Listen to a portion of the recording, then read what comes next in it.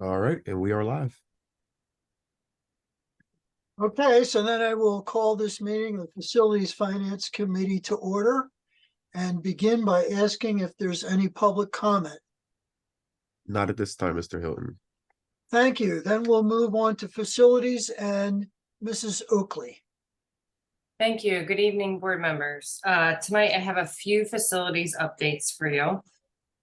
Just some reports, things that have been going on in the buildings. So last Wednesday, we actually had a problem that occurred with our heating system at the middle school. And simultaneously, all three pumps began leaking, which was really out of an unusual event. Fortunately, the weather was not too cold. Inside temperatures of the building were okay, and our maintenance crew immediately began removing the pumps to replace. There was 3 failed seals, which were caused from the water feed not getting into the pumps, and they were difficult to get to because they were 12 feet above where the floor is in the boiler room. But we had our HVAC and our plumber on site, and they were able to, by mid-afternoon, had 2 of the pumps repaired and reinstalled. So a big thank you to them. We were then able to refill all of the pumps with the water, and the heating system is now operational, and it was good by the end of the day. So again, just a big thank you. Greg, our HVAC technician, and Eric, our plumber, did a pretty messy job, cleanup, spent hours getting these pumps back operational, but we're able to fix it in-house. So again, just a big thank you to them, and they're very skilled and knowledgeable with our systems. And we didn't have any, catastrophic temperatures or anything where we had to worry about sending kids home or delaying school. So another issue that we've already attended to one PECO shutdown at the high school. Apparently they're doing a lot of work in the borough around the lines. So when they need to do pretty substantial, pole repairs, they need to shut down our entire buildings. And naturally, they waited till the school year started to start letting us know when they would need these dates. So our next scheduled shutdown is going to be at Edgewood, and it's going to be over the holiday break.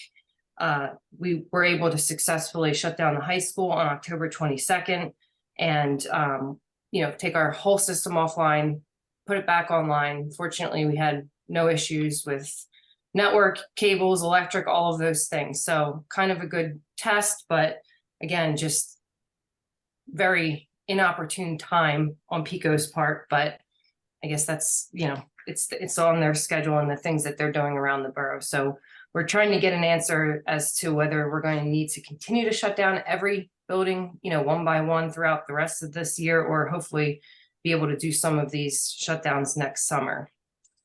Some other things, today was actually another busy day for our maintenance crew. We had another issue with the high school sewer line.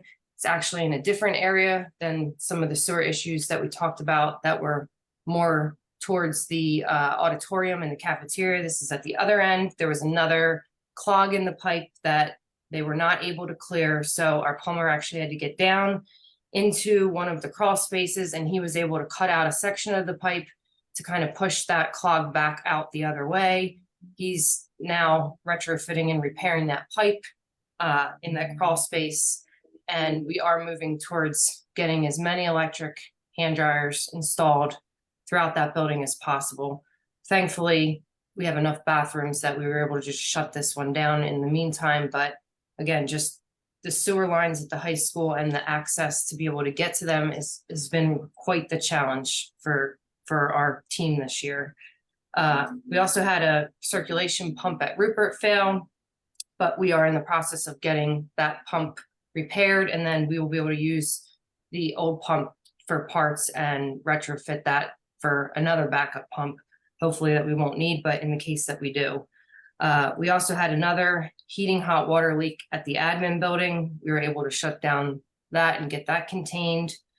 So it's been quite a busy season for our maintenance guys. And again, just really appreciate all of their work. They're constantly getting into all of the nook and crannies of our buildings and attending to these problems along with their regular maintenance work orders throughout their day. So we are waiting on ONS to provide us with the full range facilities plan. So I'm hopeful that that will be in front of us and to you within the next coming weeks. And moving along with our tree grant, Mr. Hilton has graciously agreed to meet with us next week to review the RFP, which is our request for proposal for our landscape architect, and move that forward. The DCNR is the entity at the state that we received our funding through. They had a few turnovers and staffing changes, so we're in kind of a whole pattern for a little bit, but we're hopeful that we're moving along, and hopefully we'll be able to get that out and awarded so we can continue to move forward on that grant. So as far as facilities updates, Mr. Hilton, I believe that concludes what I have tonight for updates on the agenda. I'll pause. I'll see if anybody has any questions.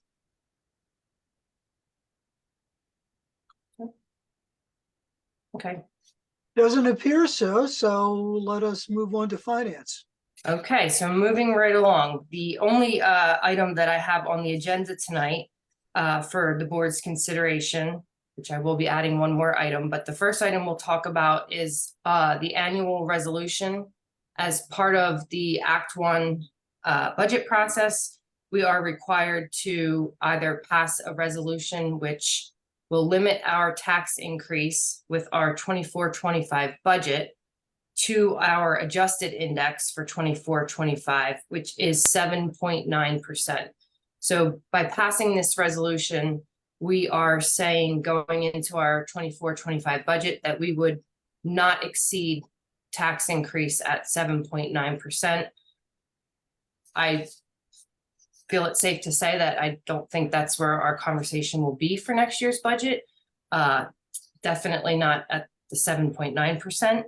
The base index for next year is 5.3%, and those numbers come to us through the state. They put them out in late September, and that's what sets the subsequent year's budget increase limitations.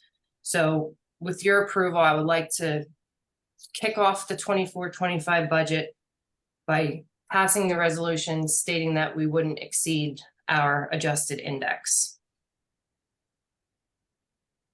I would think everybody's good on that. I don't see any objections. Okay.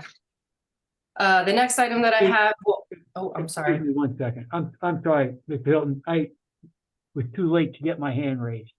I apologize. So, Ms. Oakley, just for people that are listening in to understand, what does it mean when we say that we will not exceed the index? What does that mean as far as our budget timelines, etc.? So if we are to say that we will not exceed the index, it allows us a little bit more time to put together a preliminary budget. So if we were believing that we were going to need to ask for a tax increase above 7.9%, we would need to have a preliminary budget on display early next year. And this just allows us to set that limitation, take time, put together a preliminary budget. Typically, I like to start bringing that to the board in February. And then we can talk about if we are looking at any kind of a tax increase, or if we're looking at any kind of programmatic cuts, or where we stand as our total expenditures and our total revenues, and laying that out for everybody to kind of muddle through and discuss. On the other side of the coin, does it also allow you time to get a better picture of what the numbers, the budget numbers will look like for the 24-25 school year, and be able to put us in a better position to determine how, if, and I will say how much of a tax reduction we will be able to share with our community? Absolutely. It gives us a lot more time to kind of look at where we are, look at where we're going, look at what funding opportunities are before us. It definitely puts us in a much better position to come up with a more realistic budget.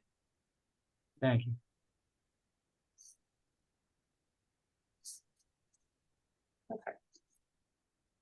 The next item that I have is another resolution, and we do this annually. Real quick, Maureen, Oh, I'm sorry. I don't know where I put my hand. So not Act One would be, we said 5.2%, 5.53 next year. 5.3 next year. Yeah, is So the base. Taxes 5.3. I don't know if you know right offhand. How many mills is that? I don't know offhand.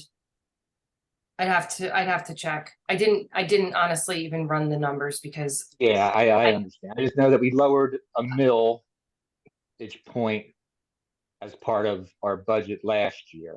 And that Well, was, we I think, didn't- about we didn't- 100,000. yeah, we didn't lower any mills. We actually kept our millage the same. We gave a tax relief credit back to the taxpayers. So we would still be at the 4196 mills, which we remained from prior years. And that's where we would begin with the 24-25 budget. All right, thank you. I'll get those terms in figures of millage, and I'll include that next week with the board meeting, if that's okay, or I could email them out to the board. So the next resolution that we do annually is actually substitute tax collector, and this is where the board of directors, we appoint a tax collector each year. We need to, per school code, for the responsibility of collecting our school taxes. And we actually use the tax office to do that, but we still need to have a named collector, which would be myself. And this annual resolution would be for 2024, naming myself as the responsibility for the collection of the taxes for next year. So that will also be on the agenda for approval next week. And that's an annual resolution that we do every year as part of the budget and the requirements. The two contracts that I have for approval, one is for the PA School for the Deaf, and the second one is for MCIU Psych Services. So those will also be on for your consideration. And that concludes the items that I have for board approval. But I did just want to provide a little bit of an update. Business office, what we have in the works. So right now we're working on our cost settlement, which is our medical access program, where we are able to bill back the state for some medical services that we provide in our buildings. It's been quite a, I don't even want to begin to describe what this year has been for medical access, but basically the state has authorized a new provider for our claiming system. And I believe they finally got it up and running late October. So it's been, there's been a lot of training. It's just been very, very poor. A big, again, thank you to Lainey, who's been tackling this, trying to get all of our staff member trained on how to go in and submit claims for medical access. And, change is always difficult, and it's complicated when the state doesn't push out the systems or procedures timely, for us to be able to get in and do our part timely. So again, a big thank you to her for tackling that. It's been a challenge statewide, and I know she's participated in a lot of the trainings, and we're fortunate to have somebody on our staff dedicated to training our staff members so that they have that hands-on training. And we have seen increased reimbursements from the medical access program. So thankful to have those revenues as well. Secondly, we're wrapping up this week. We completed our virtual second round of ESSER monitoring. Everything seems to be pretty status quo on that. I mean, moving right along, just a lot of paperwork, but required by ESSER. So we're getting that completed. Our audit and our AFR for our annual financial report is due by the end of the year to the state. So we're working on getting that finalized, waiting on the results for the audit. But in speaking with the auditors, we're hopeful that we'll have them here within a few weeks. So if not a December approval, we'll approve that in January. We're also looking at the business office, we have a number of records down in the administration building. And today with our scare of having a leak in there, we've been talking about it for a while, but we really need to start to digitize some of these records. So we are looking at what that project looks like in terms of scanning. I think it'll be good to get a lot of those records digitized. Some of them are building plans, so those we know we're going to need to keep them for, you know, a long time. Some of the other records, we have a 7-year retention policy, so it would be nice to have some of these scanned. And then also working on processes to figure out on the front end how to just digitize them out the gate so that we don't have so much paper. So as a business office effort, we are working on what that's going to look like and hopefully have something for procedures for next year to really digitize ourselves. We have the 21st Century Cohort 12 grant that we are looking to submit this week. I believe that's a $400,000 grant. We've had that for a number of years and we're writing the next cohort. And then the next kind of time consuming one is we were invited to apply for its BCSA grant, which is federal programs. And that's about $2.5 million. And that's kind of a broad topic, but basically promoting social, emotional, physical, mental well-being of students and staff. So as you can imagine, that can cover a lot of different areas, but some of the things we're looking to target are fire alarm panels. We have speakers and strobes that are getting dated, the software updates for the fire alarm. We're at the end of the life for some of these things, so we really want to get them updated, and if we can get that covered in this grant, that's what we're looking for. Door alarms. Some of our buildings, Edgewood doesn't have a system that mirrors some of the other systems. We have lighting, cameras, emergency generators. We are working on a phone system upgrade, which is going to be finalized this holiday break. So there's also additional networks and cables and things we can do with our phone system. As far as physical and mental well-being, we're looking at some of our partnerships with mentoring and the Stride program during and after school, possibly some auditorium upgrades. I know this year we have district-wide musical, which we, you know, it's great because we encompass a lot of kids at a lot of different grade levels down. Some schools just do secondary and we include our middle school. So I think a lot of kids would be able to benefit from some of the auditorium upgrades if we were able to get those in there, and some physical equipment as well. As we move forward with this turf proposal, there may be an opportunity to get some of those funds covered in this grant. So we're really putting that full package together. It's federal money, favorite kind of money to get, which is the most challenging to procure under, but we're getting pretty savvy at being able to write these grants and, you know, put the things together that are really going to really put that experience together for our kids. So it's pretty time consuming, but hopefully we'll be able to report out some really cool things that we're looking to do here soon and won't, you know, impact our budget. That concludes all of the business office and facilities updates. Our next committee meeting will be December 14th, and I'll turn it back to you, Mr. Hilton. Okay, does anyone have anything else? Any public comment?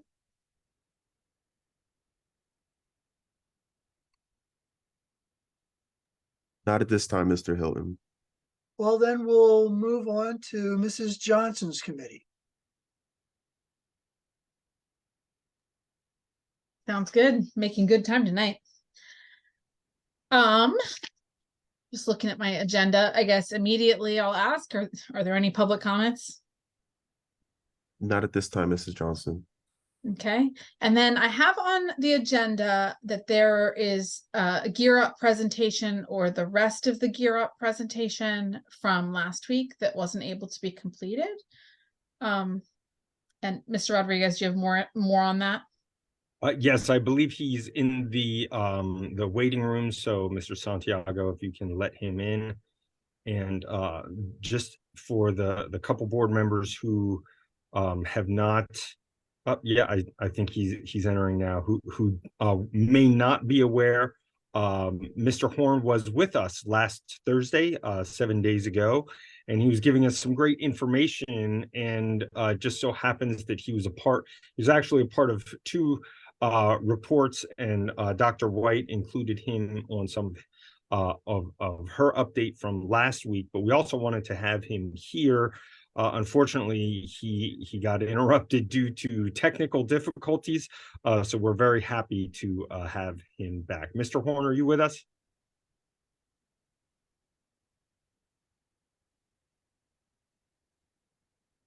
Mr. Horn?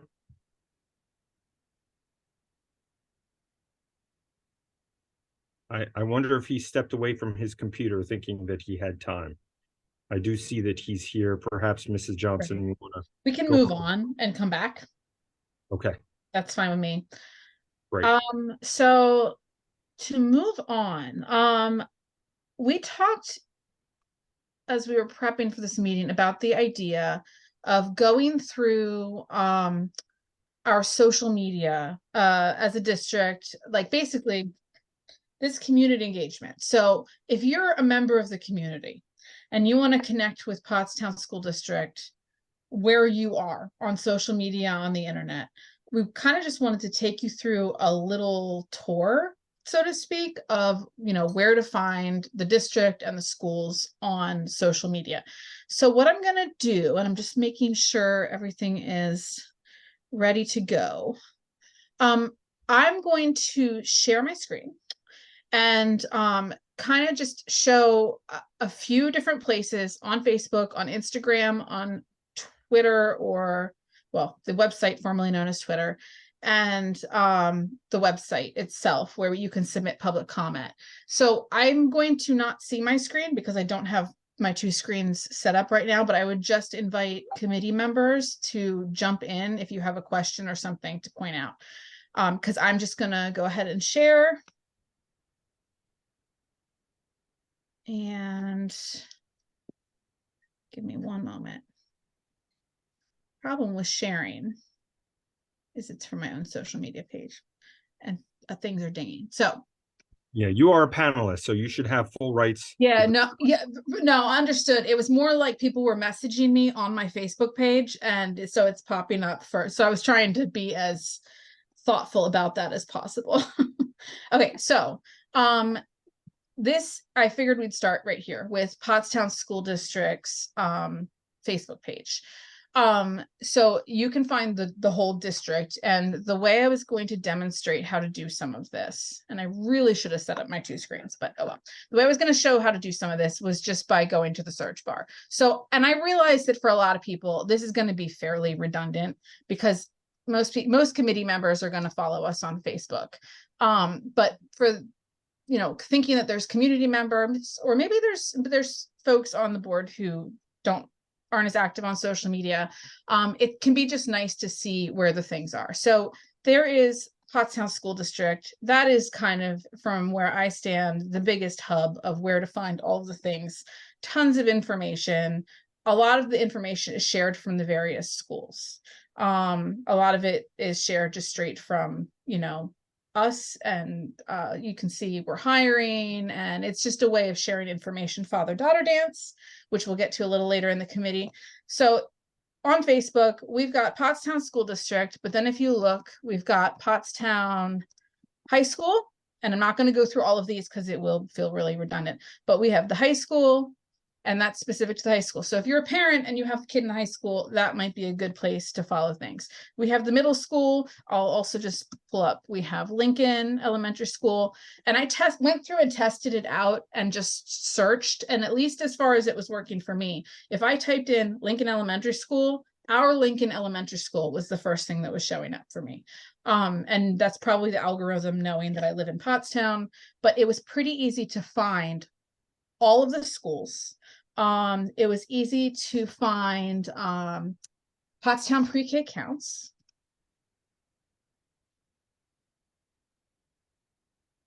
Okay. And I just found it really nice because if you know a lot of people who are also parents of, our pre-K students, it just is really nice to be able to share this with them so that they can see what's going on in the schools, or even people who have kids younger than that and will be Pottstown pre-K parents. So that is Facebook. The other ones on Facebook, you can follow our community engagement director, John Armato. He posts lots and lots, all kinds of opportunities related to sports and from different groups, like nearby wrestling clubs, that sort of thing. He's, a wealth of information.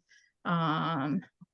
Rodriguez posts a lot of information, and a lot of that will then get posted to the district page. So I just wanted to share all that, just by way of saying that sometimes it's nice to be connected to what's going on at the schools where you already are. And a lot of people are already on Facebook. And there have been times where I personally have, even though I get information from my schools through email and all of that sort of thing, I have found things out online that I either missed in an email, or I don't know, I just wasn't on that list or something. So I find it useful. One other one that I wanted to show, if you're, interested in the advocacy side of things, Advocates for Pottstown Schools is the group I set up, I don't know, like 5 or 6 years ago now. And there is a lot of information about how to advocate, what's going on in the state legislature, action item kind of things, from especially when it's budget time or basic education funding commission time. And we are looking at different opportunities there. All right, so Facebook is the one that I was like, this is huge. There's a million different pages to follow, a million different groups. And I think it is very useful just for us as a district to be, but we as a district do, I think, actually a really good job of getting the story out there about what's happening in the district and in the schools. And when you are following those pages, you get to see more of that. And honestly, it was just really fun to look through the different schools and see what's going on everywhere. On Instagram, there aren't as many different pages, but there are still a decent number. Real quick, Lauren. Yeah. Just as you were going through, and I see so many of the things that we both look at. Pottstown area families. I just wanted to bring that up as a group that's not school district related, but I will tell you that is probably one of the biggest outreaches of groups on Facebook, of people that do a lot of stuff that relates to the school district. Mm-hmm. It's amazing how much stuff ends up on Pottstown area families from the district. Yeah. Oh, yeah. Right. And that's an opportunity, I think, for all of us, like, to share things from the district, especially things we're hoping people will see, know, get involved in. But there's a lot of community groups, especially Pottstown area families. That is a big one. Yeah, it is. And like I said, a lot of school district stuff overlaps into that, just from parents or from John or from. That is one group I would say that really, as a district, we get a lot of outreach back from as well too. Mm-hmm. Yeah. So on Instagram, as I mentioned, the school district is here. And just to scroll down through that a little bit, lots that's going on in the schools, sports, just again, kind of like I said about the Facebook side, it's an opportunity just to see our story and get a picture of what's happening. Because I mean, I have kids in a few of the schools, but I'm not in the other ones as much. And so it's pretty neat to be able to see, like, the high school spirit days, for example, or what's going on over at Rupert or whatever. It's just pretty neat. On Instagram, there were a few others I wanted to note. The main one being John Armato again. John, I hope you don't mind that I'm highlighting you so much, but you post a lot and that's awesome. So if you go over there, you also find that John does a lot. Lots of information. And this is really good because Instagram reaches our students far more than Facebook does. I learned a long time ago that Instagram is where the kids are. And it's really actually true. Like they're here way more, and it's pretty neat to see them engaged, to be honest with you. Okay, jumping over, oh, one moment, please. Jumping over to Twitter, if it will let me. Okay. Twitter is, in my opinion, less of a place that we get a lot of that I get a lot of information about what's going on in the schools, and it is definitely a place for advocacy, again, on that side of things. Pottstown Schools is at Pottstown School. And again, I think I found it when I was searching earlier by putting it in the search bar for all of these. So Pottstown School, Pottstown Athletics. Okay. And I will be completely honest with you, I don't know who runs each and every one of these pages.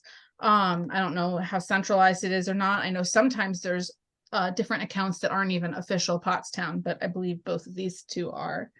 And then also Pottstown High School and Pottstown Middle School are on Twitter. And Twitter is, you know, so a lot of people aren't on it at all. But if you are on it, it's great to follow us and see what's going on. Okay, so I'm gonna stop the social media there. Are there any questions?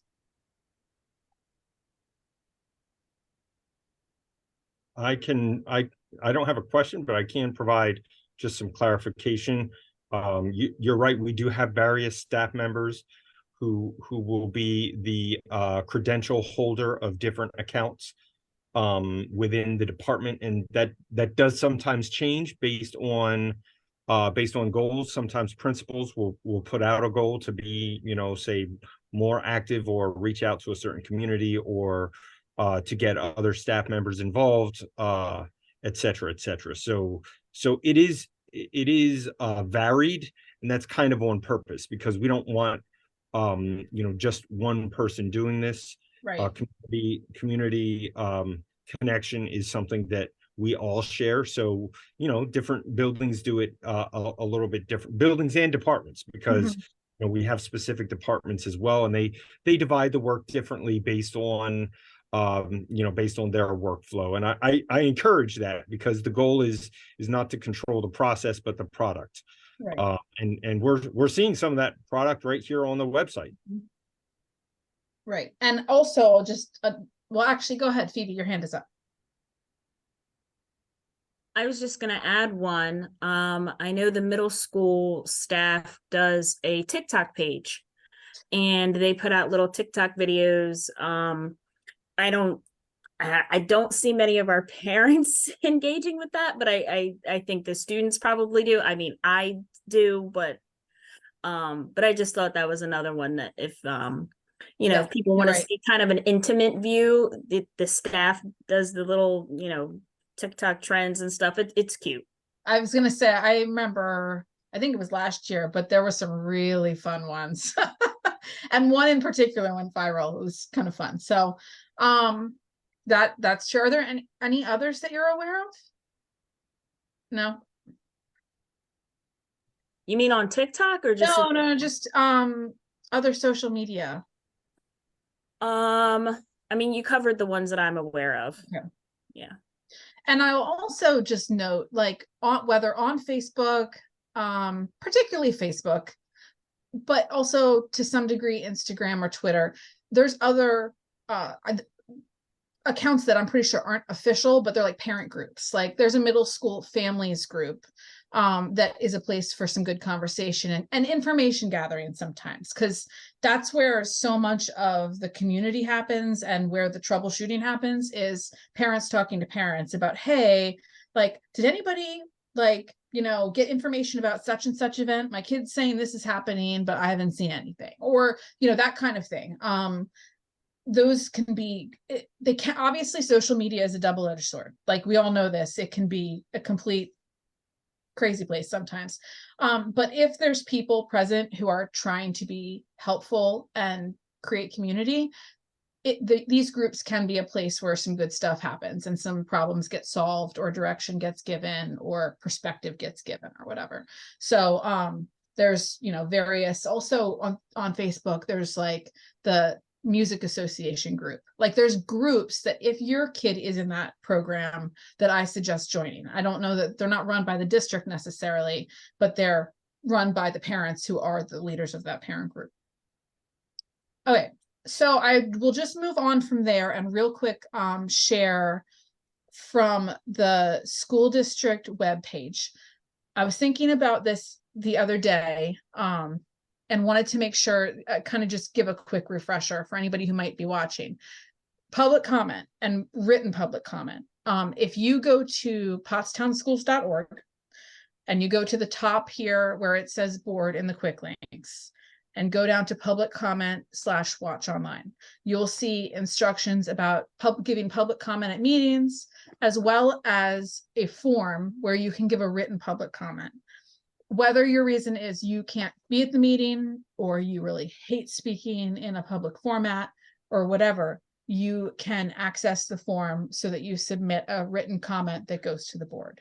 I just wanted to make sure everybody was aware of that because I think that that is a really cool tool. It's a place where we as board members can get feedback about whatever you want to give us feedback about. And it is not something that gets used a whole lot. So I just wanted to make sure that that was on everyone's radar. It's pretty accessible. And there it is. All right, so I'll stop share.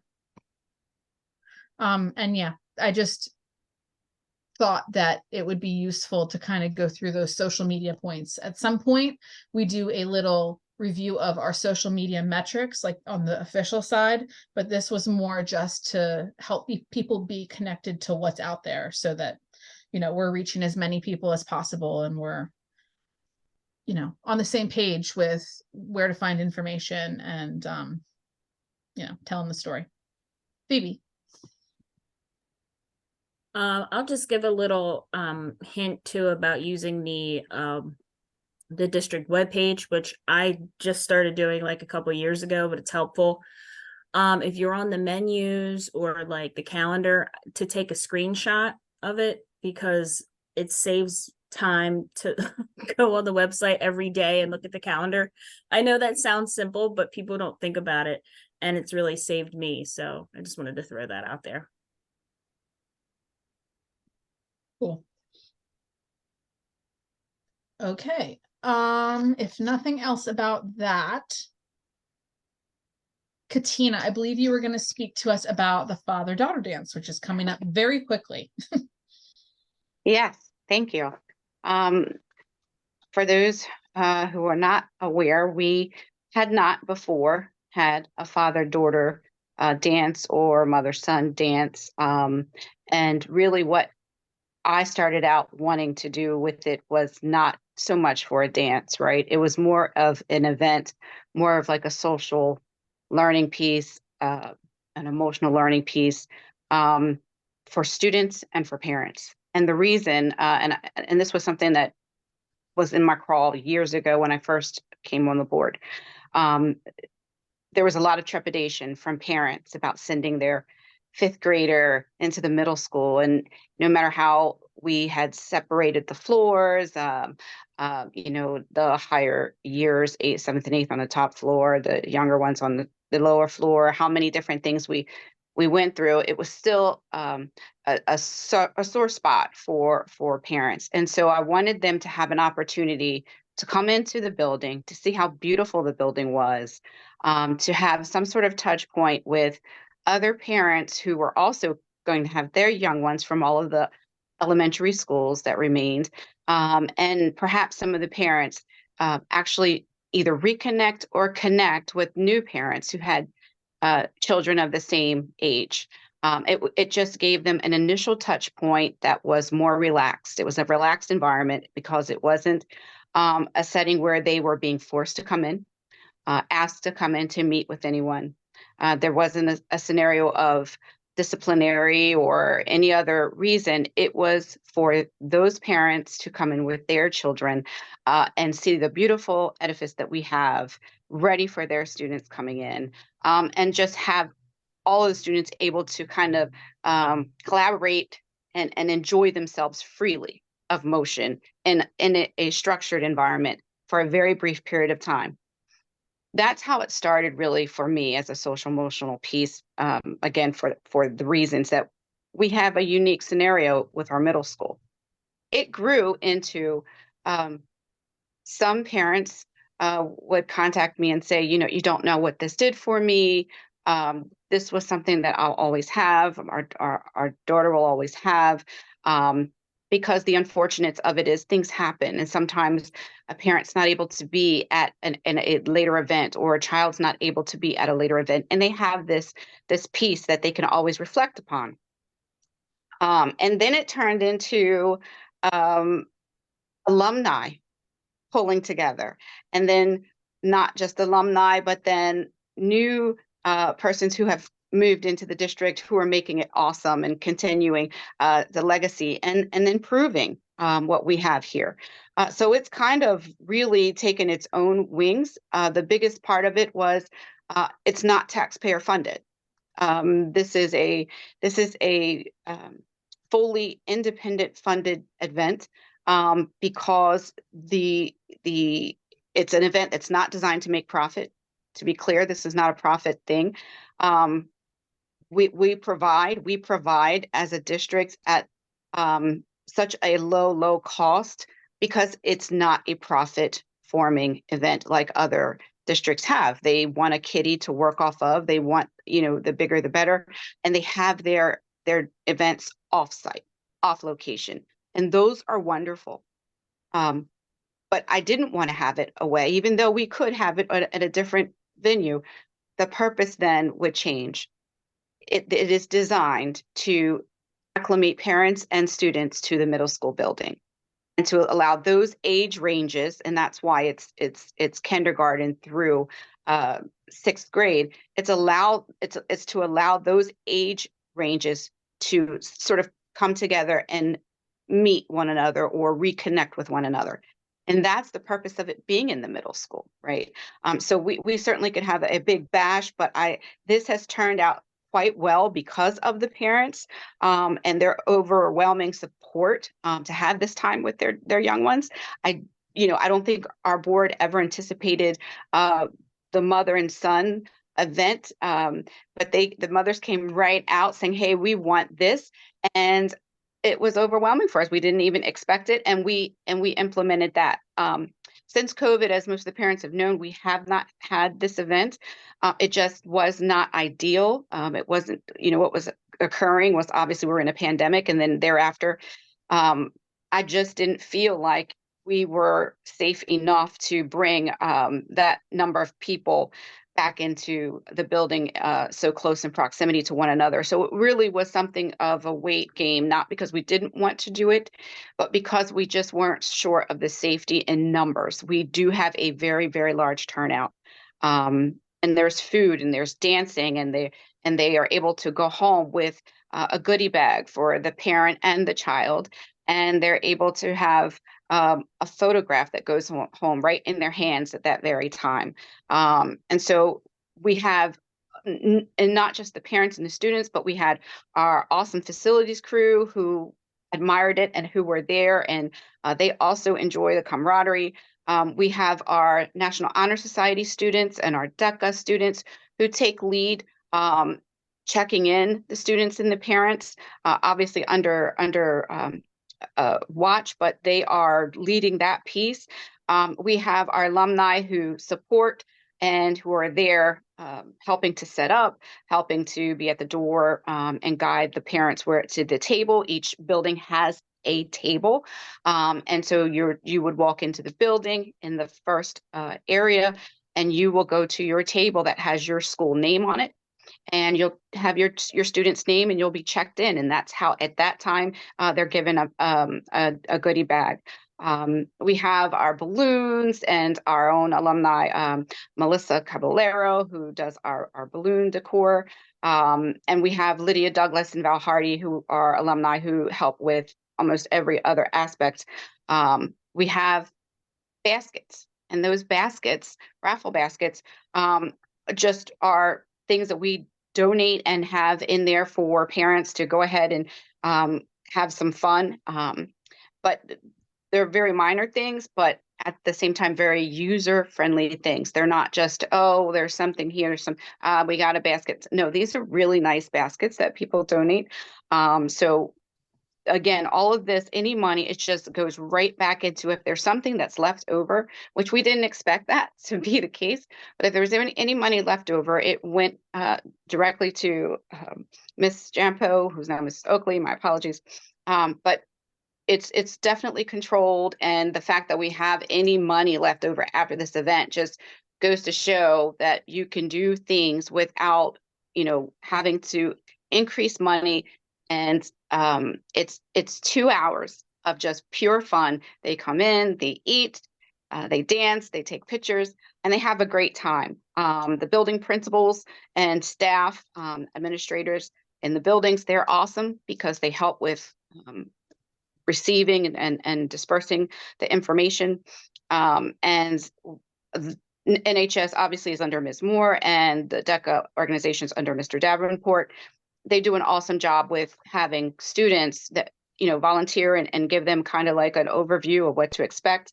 And those persons are there helping in every aspect with the young ones, doing the limbo, like I said, with checking in, also helping with serving, and they also get a little something to go home with.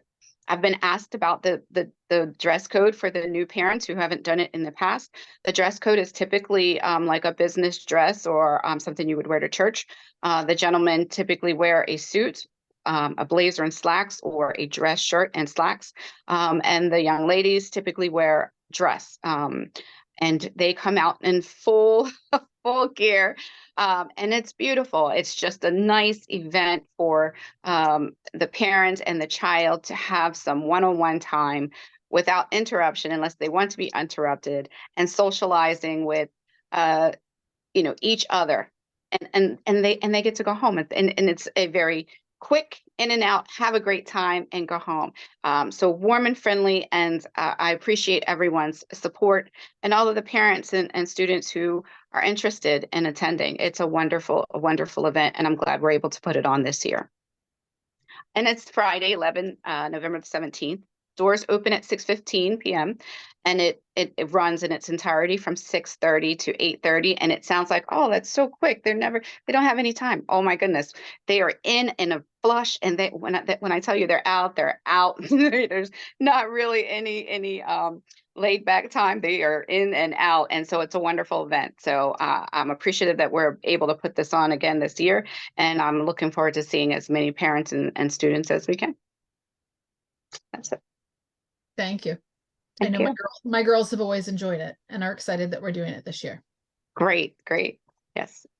And hopefully we'll have some board members there. We've typically had the majority of our board members there stop in, and I remember your first year, and I was like, this is Laura Johnson, and she's on the mic, and you willingly jumped right on. So grateful. Yeah, I for that. kind of remember you made me do something. I don't Yes, remember what that it was your first year, and I was like, here she comes. So I right away put you on the mic, but Okay. so grateful that we've had Amy, obviously our former president, serving, Sue Lawrence serving.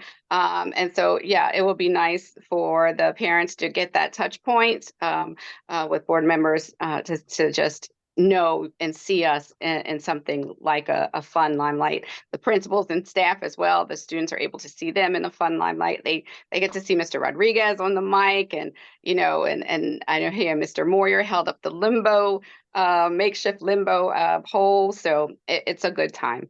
It's a good time. Look forward to it. Awesome. Well, I'll be there. You can put me to work however you want. Thank you. Is Mr. Horn ready to present? Mr. Horn, can you hear us? Yes, I can hear you. Awesome. We were gonna touch on it at the beginning of the meeting and kind of moved on for a little bit. If you want to go ahead, and you can pick up where you left off last week, or if whatever works for you, to just be sharing with us about Gear Up and whatever you've got. Sure, sounds good. Yeah, I apologize for last week. I realized it was an error on my Wi-Fi. I got it fixed, so we're all good. It happens. But no, I mean, Gear Up is a college readiness and kind of a career exposure program. It stands for Gaining Early Awareness and Readiness for Undergraduate Programs. We do it through a variety of different ways. We have a bunch of services we offer to all the students and like community and parents and stuff. So our biggest heavy hitters are tutoring for sure. We have people in classrooms around the clock. Math is always a big one. English as well. And you know, our tutors do great work. And we also do like academic, college and career, financial aid counseling. Financial aid a little less so just because they're like 8th and 9th grade. So it's a little over their heads at the moment, but it will be much more important in the coming years. I mean, the majority of it is our staff being in the classroom, doing workshops, doing programming, doing tutoring, doing counseling, helping the students, and just kind of building those relationships and getting them exposed and thinking about post-secondary education. Obviously, we would love if all the kids go to college, but obviously we also work to try and expose them to a whole different areas. We just had a trip to Monco for 9th grade, which was great. We saw a lot of cool programming over there. A lot of kids were interested in, and we had a military day that we worked with the career counselor at the high school for 9th grade. That went really well as well. One of our staff members at the high school is actually a veteran. She was a Marine, so she's been working to do a little bit more in that realm, which is good. I mean, that's, like I said, that's really the gist of it. It's about getting the kids exposed and thinking about next steps post high school, whether that be a community college or a 4-year college, or, I mean, we've developed a very good partnership with Ms. Baller, the director of the CTE program. We're really pushing the young kids to get more interested into the CTE programs. We had a big career fair for all the CTE programs for the 8th grade at the beginning of the year. Actually, later this month, we're bringing all the 8th grade kids up over a couple different mornings to tour all the CTE programs so they can get a firsthand look at what's going on. That's November. It's the week of Thanksgiving, 20th, 21st, I think. Yeah, I mean, like, and that's our goal, is to get the kids invested in their future, getting them to know themselves, getting them to know what they like, what they don't like, what they're good at, what they're not good at, and how they can you know, put themselves on the right track to succeed after they leave our doors.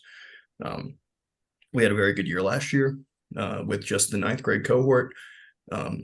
We were the highest performing Gear Up team in the state, and they doubled our cohort of kids to add 8th grade again, which we were really excited about.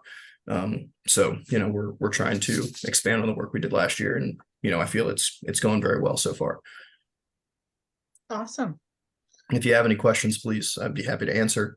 You can always reach me at my email. I have a Pottstown email. It's just ehorn@Pottstown, K12 HORN. I'd be happy to answer any questions. Yes, it looks like I have a hand up. Go ahead, Phoebe. Yes. So for the tutoring and stuff, how do you pick like which kids need the service? Can they Great ask? question. Does the teacher? Great question. We try to, I mean, the goal is to service every student. That's the goal. Do we beat that goal? Not always. Sometimes it's difficult. In terms of tutoring, that comes from a collection of different things, and it also varies depending on the school, whether it's high school or middle school. So middle school, we have a very kind of like an established system of working with the teachers, working with Miss Lennox, who's the 8th grade counselor. We work off of failure lists, kids who are failing certain classes. We work with the MTSS intervention team, because they do all the tracking for all the testing that goes on for the district and everything. So they, you know, track our 8th grade kids, and they let us know which kids are working and which kids are, you know, struggling in certain areas and stuff. And then honestly, just working with the teachers, you know, like ingratiating yourself, having the teachers see us as a resource. And then they, you know, they do a great job of letting us know, like, they first off welcome us into the classroom. As a former teacher myself, I know it can be hard to welcome people into your classroom.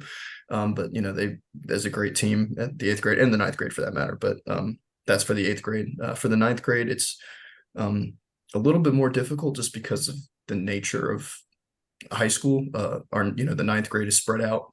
You know, the 8th grade is pretty easy. All the 8th grade kids are in the same classes. The 9th grade, obviously, you can have a class that's filled with ninth grade, 10th grade, 11th grade, all four, you know. So then it becomes a little bit more of, and this is something we try and preach in our counseling, of the kids taking some accountability and responsibility. So, you know, we get on all the Google Classrooms for the teachers and for the counselors and stuff. And obviously we try and get into as many classes as we can to help with as many subjects as we can, but that, of course, we can't reach everybody. But again, we're trying to teach the kids to take some responsibility. If they are struggling, they also need to reach out to us and ask for help. Because, you know, there's only 4 to 5 of us at any given time up there. There's, you know, 250 ninth graders, give or take. So it's one of those things where we're going to try our best, but, and, you know, work with this, do the same process. We've already had a meeting with the ninth grade the kids who are failing at least one class. We've already had a meeting with all of them in the auditorium once already this year. You know, we're working with the counselors. We have a counselor who has an office in the counseling suite, so he's always working with the counselors down there. We're, you know, getting lists of kids who aren't doing well and stuff, but also too, we try and teach the kids a little bit of responsibility that, hey, if you're having trouble, you also need to come find us, because, you know, if we're not in your class that day or for the week or something, then like, we don't know. So it's, you know, it's a process, and it depends a lot on teachers. It depends a lot on the counselor, and also depends on the student. I have a part B and C to that question. Sure, Sorry. Question number 2 is, how receptive are the students to the help and to you guys? And C would be, you mentioned a parent component. What does that look like? Sure. Well, I'll start with B. Honestly, for the most part, receptive. You know, you get some kids who could be a little hard-headed, but that's okay. You know, we just kind of have to continue to check in with them and continue to try and build that relationship and just kind of keep that interaction going. But I would say for the most part, it's very receptive. Like I said, we have the group of people we've brought together over the summer. We had a lot of turnover over the summer. A couple of younger people who had grad school and stuff were moving on, and we filled their roles with a diverse group of people, with a lot of backgrounds, a lot of different backgrounds, a lot of different experience. And I think it's been a real benefit. So I would say 90% of the time, the kids are very receptive and are eager to have some help, eager to have someone to talk to who's not a teacher, you know, who's not their guidance counselor or whatever, which is good. To answer part C, the parent component. So yes, we do some community parent-based workshops. That's part of our grant. Generally, it's been the most underperforming part of our grant. In all honesty, it's hard getting parents, you know, to come to certain events, especially at nighttime. Parents have young kids. Parents have many kids they need to feed. They have jobs. They go work. You know, so it can be difficult. But for the ninth grade, so we've been with this cohort now since kind of the end of their 7th grade year. So kind of have like a whole year plus worth of work with them. Our one college and career coach, her name's Brooke Shaw.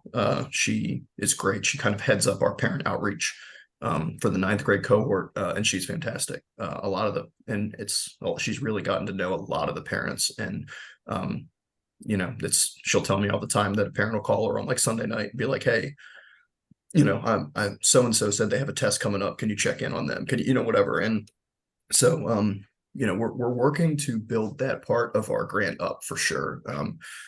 And, you know, that's the 9th grade. The 9th grade's pretty set. You know, we're working on that. We know it's a focus for the schools. We know it's a focus for Dr. D and Dr. Wangia, both middle school, high school.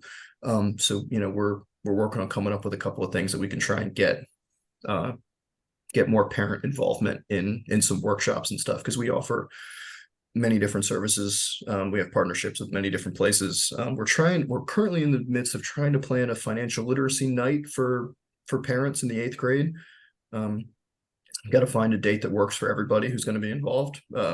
Easier said than done, but and we're working on a couple different things up at the high school, like I said. So we know it's a point of emphasis from the school's administration. You know, so we're just trying to give them all the resources they need to help with that. Yeah.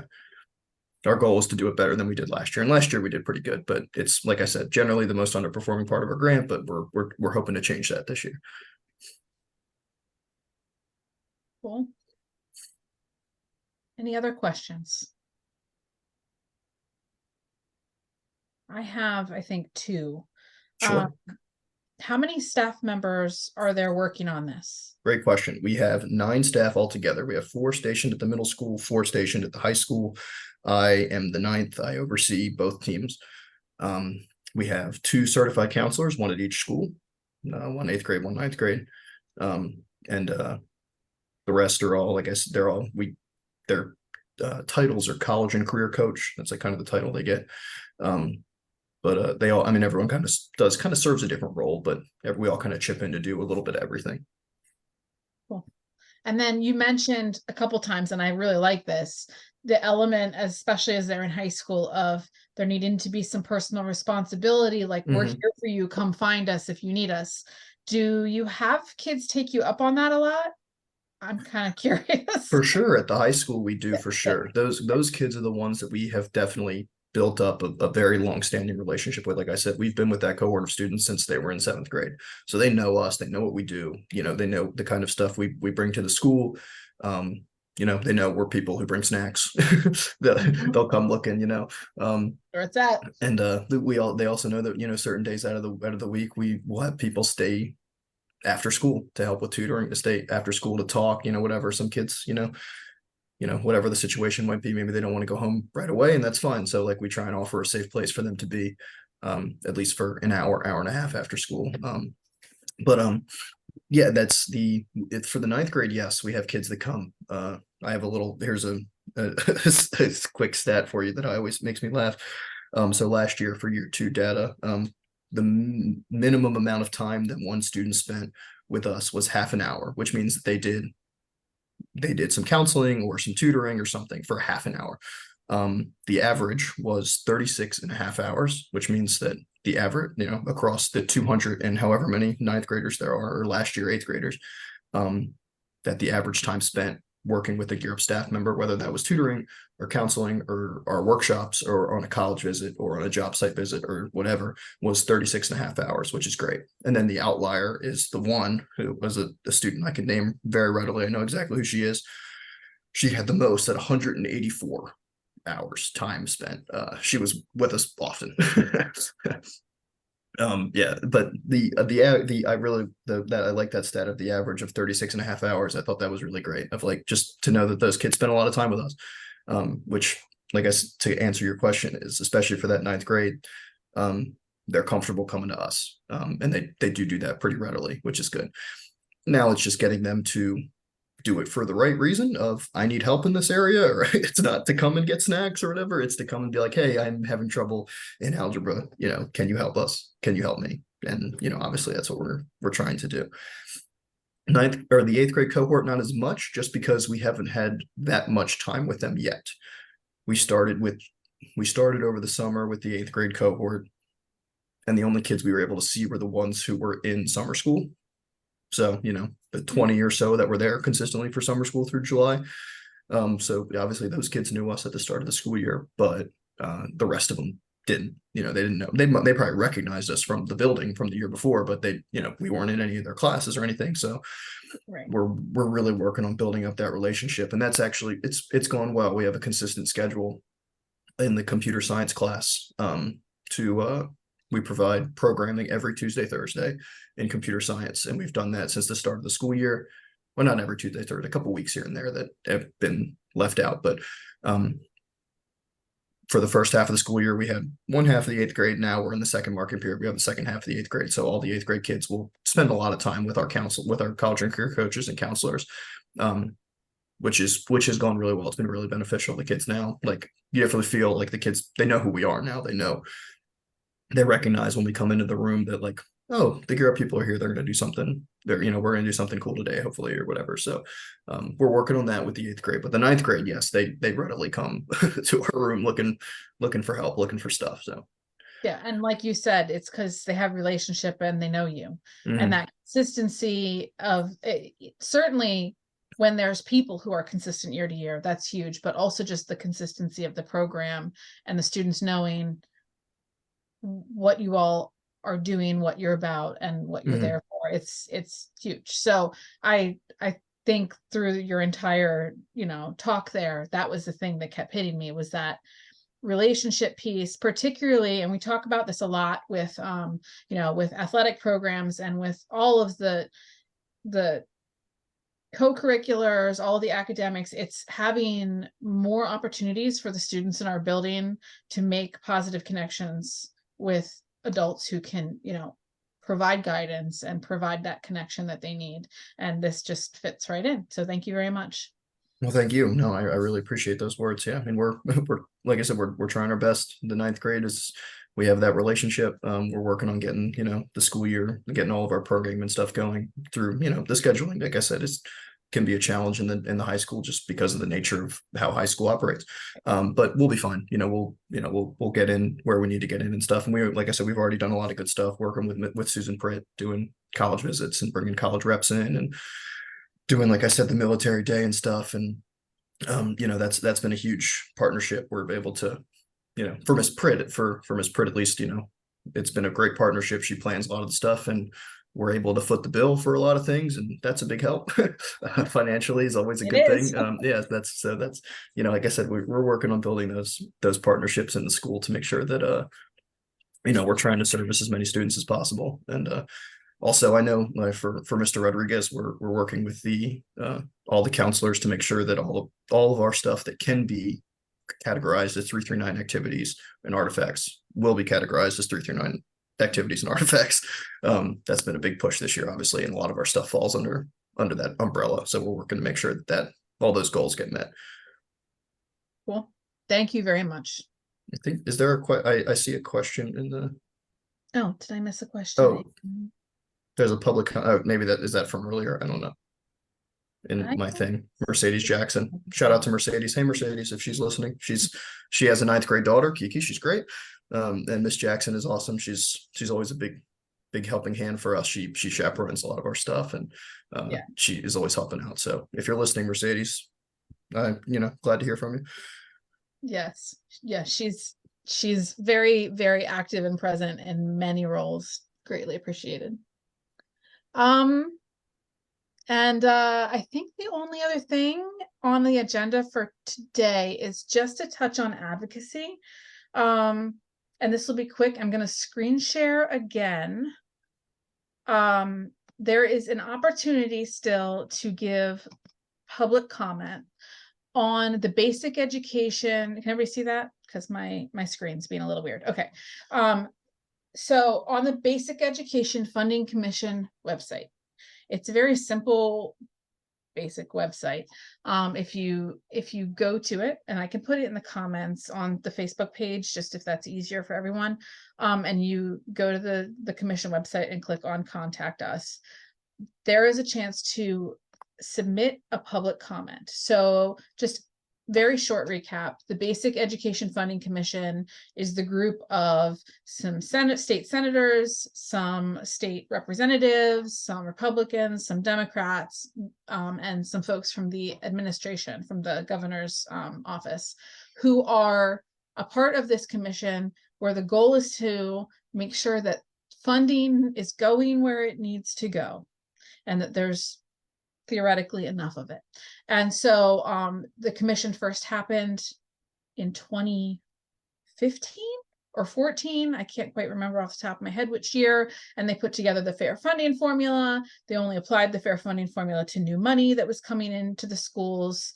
And so we've been discussing for the last, it feels like forever, how to correct this so that the money is really getting where it needs to go, not just kind of starting to ease in, and then maybe in 50 years we'll actually have equitable school funding. So there was a lawsuit, went on for a number of years. The judge ruled that funding in Pennsylvania, education funding, was unconstitutional, and ordered the state legislature / governor to fix it. So the Basic Education Funding Commission is meeting again. They're almost at the end of their meetings. I think there might be one more. And they are supposed to put together a proposal that then they give to the legislature, and the legislature is supposed to fix school funding in Pennsylvania. It's all, and the reason I use my quotation marks is because it's all extremely political. It's very complicated. There's some competing interests, including just it's, you know, hard for the state to decide that they're going to spend a lot more money on education, and correcting the equity of the funding as they give it out to the different districts is also very difficult. So our opportunity is fairly straightforward at this point. If you go to the Basic Education Funding Commission.com website, go to contact us, you can submit a written public comment. You can see it right here. Name, your school. Actually, it doesn't really ask for your school district. It just asks for your address, the subject, and you can enter a message. And so what I wanted to just ask certainly board members to do, but any of the public who's watching, is to go to the website, and it can be a very short comment, but just to request that the commission puts forward a plan that equalizes, closes the funding gap between wealthy school districts and poorer school districts. Because that to me is still very much at the core of what's going on. Pennsylvania has a huge funding disparity between districts with a lot of money and districts without money. And a lot of that, most of that, is because the state has not done its part to create equity there. So you can go there, you can say, hey, I'm from Pottstown, I'm a Pottstown parent, and here's what I'm seeing, and I want you to fix it so that our students have what they need for a high quality education. And that our students have resources that are similar to the districts around us, and not that we are in so many cases, just unable to offer what other districts offer. So it doesn't have to be fancy, but I just wanted to encourage everyone to do it. And I wanted to thank everyone who already has. If you go on this little page here at the top, it says click here to read submitted comments, and it will load a document, and you will be able to actually see the other written comments, because this is all public. And so you don't see last names, you just see first name, last initial. Ooh, that's a long one. And where they're from. And I know that there's a lot of people from Pottstown who have already done this. So I'm really appreciative of the parents, the administrators, the teachers who have done that. And I just wanted to kind of put out the call for more people to do that, so that the folks who are making these recommendations and the folks who are lawmakers who are ultimately going to vote on this are seeing Pottstown speak out very clearly, and are seeing a lot of comments that are just asking them to basically close that gap and make sure that all students have, you know, equitable opportunities, that all students have what they need for great education. So that was my kind of last, you know, kick for that. I'm sure, you know, when we get to the state budget, which is somehow not finished and yet somehow coming up again soon already, we'll have more to talk about in terms of advocacy. But if you have not submitted your comment yet, please do. Any questions about that? Okay. And I think we've covered everything. Are there any public comments? Yes.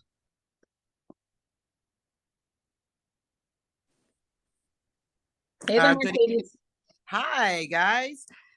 Good evening. High Street, Pottstown, PA. So, Evan, I was going to say thank you for the shout out, Evan. I'm always here lurking. But anyhow, I wanted to say I've actually seen Evan in person too in the classroom when I was assisting a student. He is good at what he does. Okay, that boy is a math genius, and he was like, I didn't even understand it. And he was talking so fast. Everybody's not as Speedy Gonzalez like you, Evan. So you got to slow it down, pump them brakes a little bit, okay? We need the dummy version sometimes. But he's really good. And that makes a difference too, because you know how you have some people, you need tutoring. And then you're like, well, who's the tutor? And then you look and you be like, really? Sometimes some of these people that you refer to, you like, did they ever smile in their life? You know, so it makes a difference if you have an inviting personality, a friendly personality, then folks can approach you. It makes a difference. I also wanted to say about, you know, parents, I can't say it enough, volunteer, coming to the schools. And I have an idea. You guys ever heard of Undercover Boss? come in, dress up like a grandma, dress up like somebody that your kid wouldn't notice. If you have to wear a costume and come in as Ronald McDonald, I don't care. And just come in and see, because sometimes you will not really know, because, you know, like you're hearing what people saying, you think that they're, you know, telling a story on your kid. Kids act different around different people. So come undercover and really see what they're doing. And trust me, you will be given paraprofessionals and teachers gift cards to get a massage. Okay. Remember every year back in the day when we were kids growing up, we would bring our teachers apples. Remember that? You know, nowadays, if you've seen how these children act, you will be giving them gift cards, like I said, for a massage and a thank you card constantly. Excuse my crunchy cough. And I wanted to just, the last thing I wanted to weigh in on was about the dance. I think that's amazing, that dance too. My daughter went to that when she was younger. And to see the school board members, the bosses there, dressed up, letting loose, it shows that the community, that you guys are human. You know, they tend to forget that y'all are human. You're intelligent humans, but you're human. So I like that. And I actually like when, you know, bosses pop up in the workplace, because then that's when everybody is on their best behavior and doing all the work. So that's all that I have to say tonight. Have a blessed week, and thank you for letting me share. Thank you. Is that it for public comment then? Yep, looks just about like everyone. Oh, Okay. hold on, we have Mrs. Bearden. Hi. So I just wanted to say first that tomorrow is Veterans Day. And so as much as we don't like war, we love peace. And so for my family and most others, we have either active duty, retired duty, or deceased. So I'd like to wish all of the veterans, active or inactive, a happy Veterans Day, and all of the families of those alum veterans as well, because the family goes along with that military personnel. And in that same token, we do have a good portion of homelessness in our country. And a lot of that is related to, unfortunately, the mental anguish that those veterans suffer when they come home, to no one's fault, certainly not their own, but we do have a heavy population across the country of homelessness, and as well here. And we have one of our own who has a Wings of Victory organization, and they have been supporting the homeless through an annual dinner that they've done for the past 7 years. And this year they are putting on another dinner. This will be the 7th one. It's a dinner and a jazz to support the homeless. And it is going to be held at the Copperfield Inn on Ridge Pike in Limerick on Saturday, the day after the father-daughter dance, on Saturday, November 18th from 5 to 9 p.m. And those tickets are on sale. I know that Marlene would want me to throw that in there, but it certainly ties into the fact that Veterans Day is tomorrow. And also I want to thank the staff of the Pottstown School District, as well as all alumni, our school board members, and the Foundation for Education board members for their efforts with all donors, whether public or private, for all donors that support the Foundation for Education. And we were successful at completing the October 2023 Impact Drive. So I just wanted to go ahead and let everyone know, if they weren't aware or tied in, that we were successful for all of those entities. So thank you, staff. Thank you, alumni, and both boards.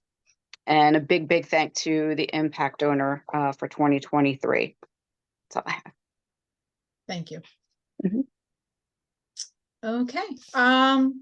Seeing no other hands raised, we can end this meeting. The next meeting is December 13th, and see you guys later.